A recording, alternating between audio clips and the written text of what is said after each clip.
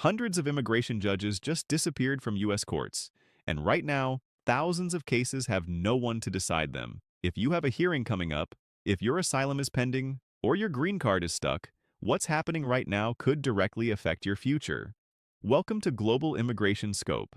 This is one of the most serious immigration updates we've covered in a long time, and you need to pay close attention, because this situation is already creating chaos inside the U.S. immigration system. Here's what's going on. In early 2025, the administration ordered the removal of immigration judges across the United States, and this wasn't just a small change. Reports suggest that more than 200 judges were either placed on leave or removed over time. Now here's why that matters.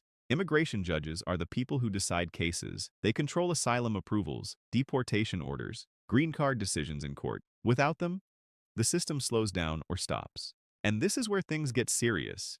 These courts are already overloaded. Before this even happened, the backlog had crossed 3.5 million cases. Think about that for a second. Millions of people already waiting. And now, fewer judges to handle them. The Department of Justice confirmed these actions, since immigration courts fall under their control through the Executive Office for Immigration Review.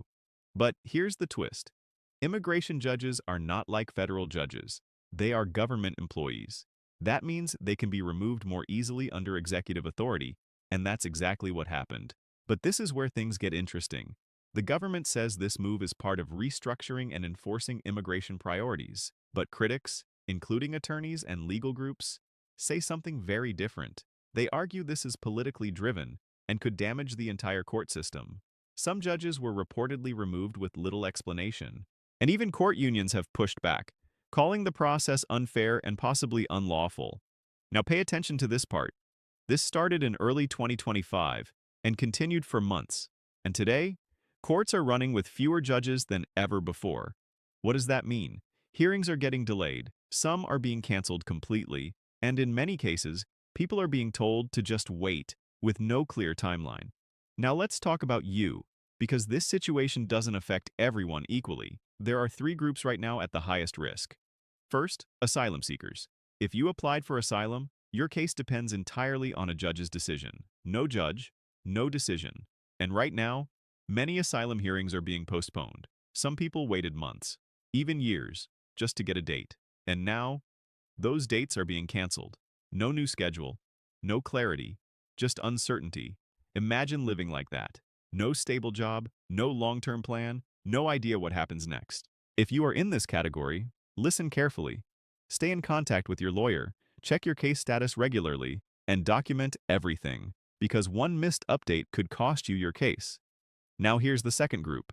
People in removal proceedings. This is critical. If you are facing deportation, your hearing is your chance to fight your case. But with fewer judges, things can go wrong. Cases may be rushed, details may be missed. And here's the biggest danger.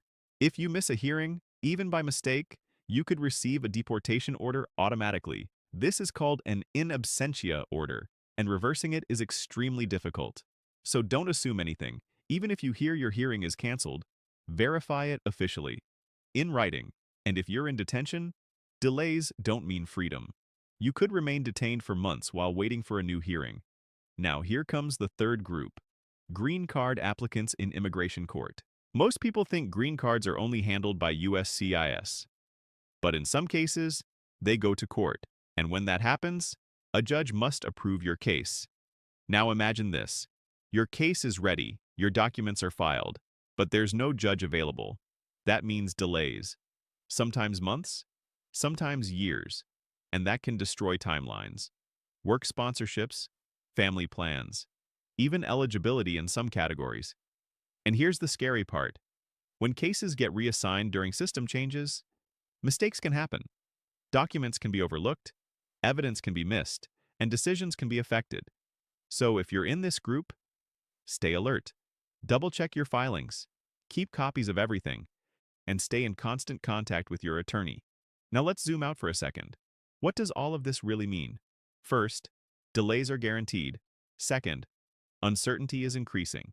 Third, the risk of errors is higher than ever. And fourth, legal help is no longer optional. It's critical. Now here's the important part. What should you do right now? Take your case seriously. Don't wait. Don't assume things will fix themselves. Stay updated through official court channels, protect your documents, and most importantly, don't miss any hearing. Now let's talk about what could happen next. Legal battles are already starting. Some judges are fighting these terminations in court. There's a chance some could return, but that will take time, months, maybe longer. Congress may also step in. There are discussions about making immigration courts more independent, so situations like this don't happen again. But again, that's not immediate. And here's the reality.